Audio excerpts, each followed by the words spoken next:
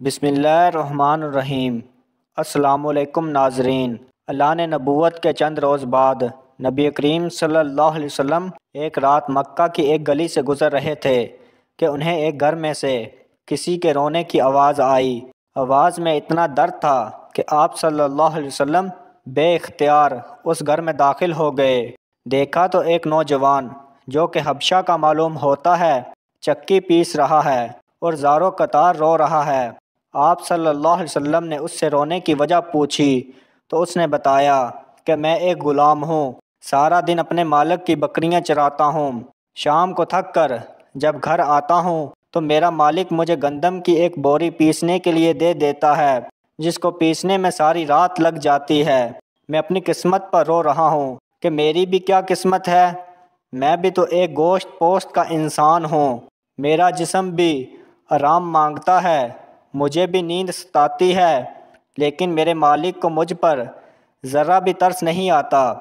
کیا میرے مقدر میں ساری عمر اس طرح رو رو کے زندگی گزارنا لکھا ہے؟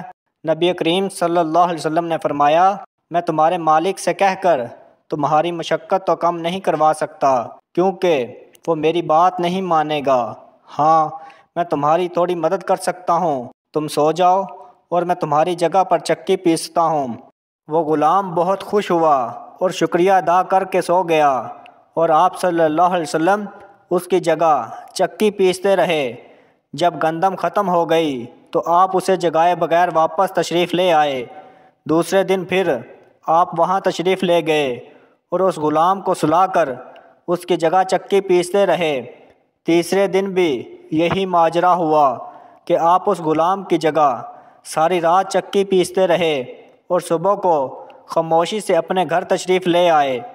چوتھی رات جب آپ وہاں گئے تو اس غلام نے کہا، اے اللہ کے بندے، آپ کون ہو اور میرا اتنا خیال کیوں کر رہے ہو؟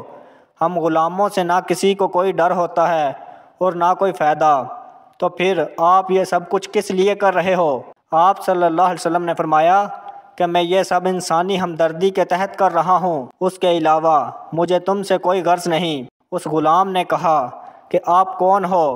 نبی کریم صلی اللہ علیہ وسلم نے فرمایا، کیا تمہیں علم ہے کہ مکہ میں ایک شخص نے نبوت کا دعویٰ کیا ہے؟ اس غلام نے کہا، ہاں میں نے سنا ہے کہ ایک شخص جس کا نام محمد ہے اپنے آپ کو اللہ کا نبی کہتا ہے۔ آپ صلی اللہ علیہ وسلم نے فرمایا کہ میں وہی محمد ہوں۔ یہ سن کر اس غلام نے کہا، اگر آپ ہی وہ نبی ہیں تو مجھے اپنا کلمہ پڑھائیں، کیونکہ اتنا شفیق اور مہربان کوئی نبی ہی ہو سکتا ہے جو غلاموں کا بھی اس قدر خیال رکھے۔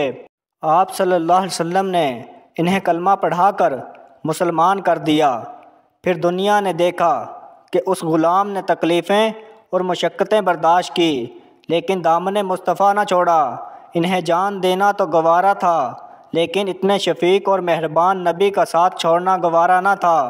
آج دنیا انہیں بلال حبشی رضی اللہ تعالیٰ عنہ کے نام سے جانتی ہے۔ نبی کریم صلی اللہ علیہ وسلم کی ہمدردی اور محبت نے انہیں آپ صلی اللہ علیہ وسلم کا بے لوث غلام بنا کر رہتی دنیا تک مثال بنا دیا۔